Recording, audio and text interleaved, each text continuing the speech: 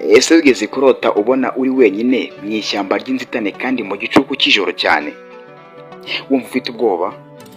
Muri make ukagenda ubona inyamaswa zigiye zitandukanye, ariko by'umwihariko ubona nk'inzoka ziguca iruhande, zikuri iruhande, ariko ntizikurikiye cyangwa se ntizibashe kuba zakurya.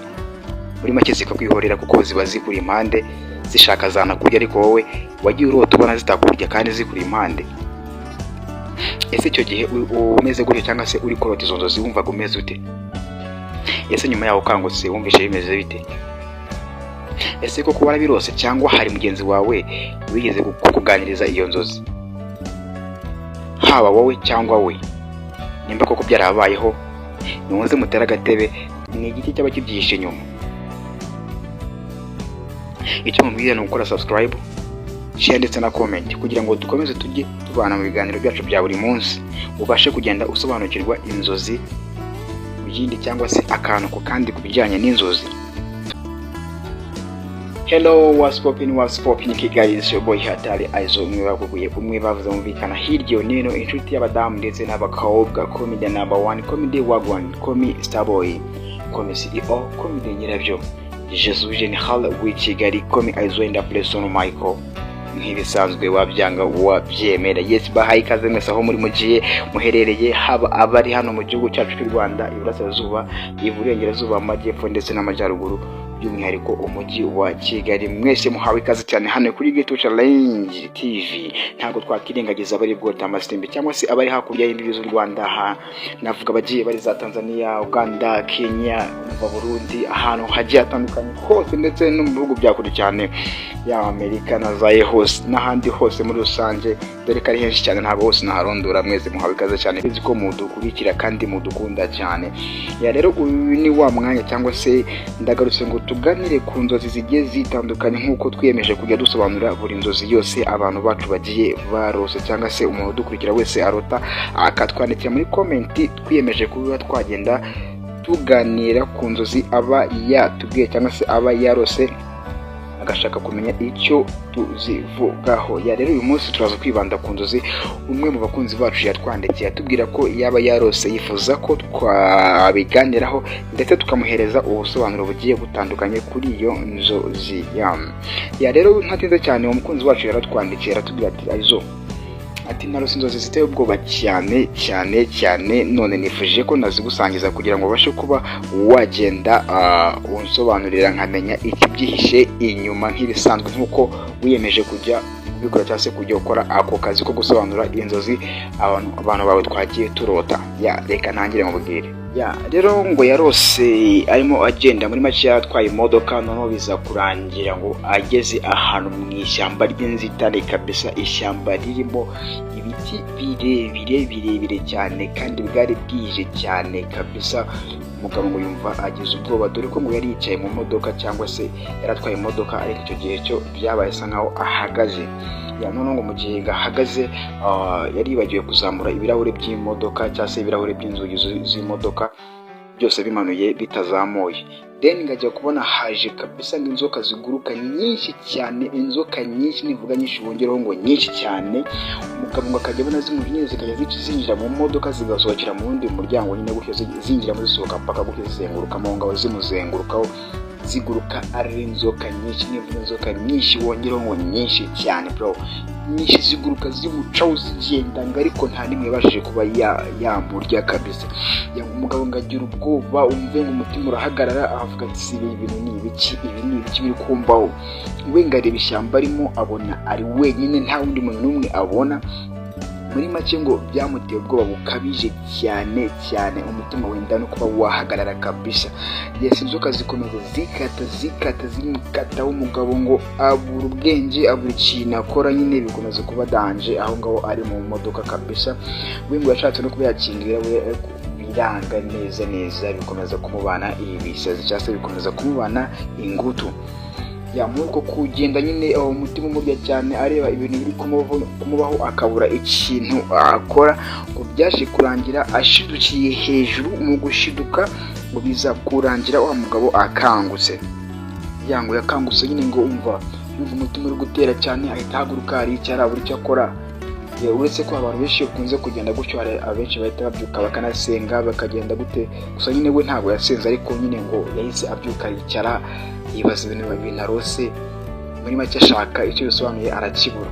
Ubwo buryo yasabwa atereka njyewe nzinjirire Aizo mubwire ansobanurire cyangwa se amfashe kumenya ibyo sobanuro cyihishe inyuma y'izi nzozi zikomeye cyane narose zo kuba narindi mu ishyamba ndi njyenyine, mbona ishyamba rinini cyane kandi bwari bwije, ishyamba ririmo ibiti birebire, nivuga birebire mwongereho birebire cyane, noneho ngabona ku inzoka ziri kumuzenguruka zimuca iruhande kandi ntizimurye. Muri make yumva ni ibintu bikomeye cyane.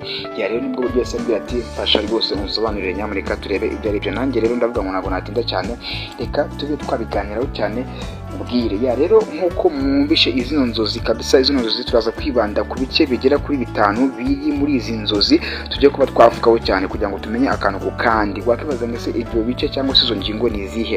Ni ingingo eshanu ngiye kubanza nkakubwira, ubundi nyuma tukazicamo rambura cyangwa se tuzisobanura neza cyane. Ingingo ya mbere, imodoka n'urugendo wenyine. Ingingo ya kabiri, ishyamba n'ibiti birebire. Ingingo ya gatatu, inzoka ziguruka.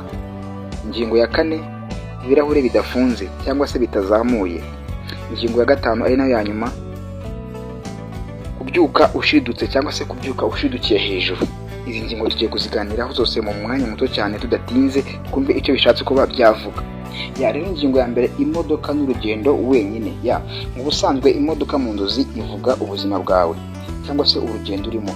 Kuri uyu mukunzi wacu watwandikiye ngo ashobora kuba ari wenyine, bishobora kuvuga ko ari kwiyumva nk'uri wenyine mu buzima, adafite umufasha cyangwa se akaba ahanganye n'akaga ariko ari wenyine.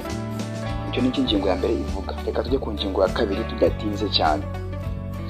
Ingingo ya kabiri tuyisobanura ngo ishyamba n'ibiti birebire. Ngo ishyamba risobetse cyangwa se ishyamba rinini ni ikimenyetso cy'akajagari cyangwa se ibintu bitagaragara neza cyane. Ibiti birebire bishobora kuba ibibazo birebire cyangwa se ibibazo byinshi cyane n'inzitizi umuntu ataramenya uko yabikemura cyangwa se uko yagenda abinoza. Kuba mu ishyamba bwije birushaho kwerekana gutinya, guhangayika no kutagira icyerekezo. Abantu bumve neza cyane. Reka tujye no ku ngingo ya gatatu, inzoka ziguruka. Mu busanzwe inzoka mu nzozi ni ibimenyetso bifite uburemere, zishobora kuba zerekana ibinyoma, ibibazo ndetse n'ibyago. Noneho kuba ziguruka bikwereka ko hari ibibazo byihutirwa, ariko se ko zitamuriye? Izo nzoka nyine kuki zitamuriye? Ibi ni ingenzi cyane. Reka tujye ku ngingo ya kane sasa. Ingingo ya kane, ibirahure bitazamuye. Ibirahure by'imodoka bitazamuye bishobora kwerekana kutirinda cyangwa se kutagira umutekano w'imbere mu bitekerezo. Ariko kuba inzoka zitagize icyo zimutwara bishobora gusobanura ko arinzwe cyangwa se nubwo afite ubwoba, ibyo atinya ntibifite imbaraga cyangwa se ntibimufiteho ububasha. Tucyumve neza cyane, ntabwo bimufiteho ububasha. Ingingo rero ya gatanu ari nayo ya nyuma cyane, ngo kubyuka ushidutse. Gushiduka ni ikimenyetso cy'uko inzozi zari zikomeye zifite ubutumwa. Bishobora kuba ari umuburo cyangwa se inzozi ziturutse ku bwoba umuntu aba afite ku mutima. Ni nk'aho ubwonko bwe bwamweretse ibyo ahanganye nabyo. Ibyo ahanganye nabyo. Izo ni ingingo eshanu. Reka tujye ku gace, aka ni agace tuvuga ubutumwa bwari buri muri izo nzozi. Ibi byose bitwereka ko umuntu ashobora kuba ahanganye n'ubwigunge, ibibazo cyangwa se igitutu. Gusa izo nzozi ziratwereka ko atari wenyine, aracyafite amahirwe gusa cyangwa se amahirwe yo gutsinda ibyo bimurwanya, yaba abinyujije mu kwizera, kuvugana n'inshuti ziwe cyangwa se gukora ibyo akunda cyane. Ikindi, akegereza Imana uko ashoboye cyangwa se akajya asenga cyane kugira ngo Imana imurinde iyo myuka mibi.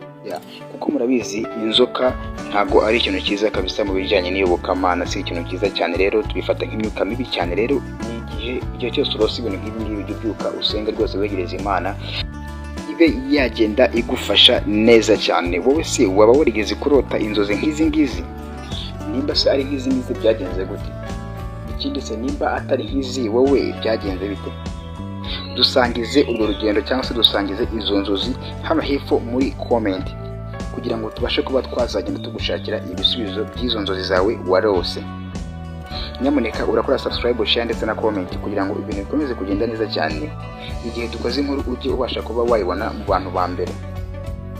Kwibutsa ko tugeze ku musozo kabisa, nshimira buri wese twagiye tubana guhera dutangiye kugeza ahangaha dusoreje ino nkuru yacu.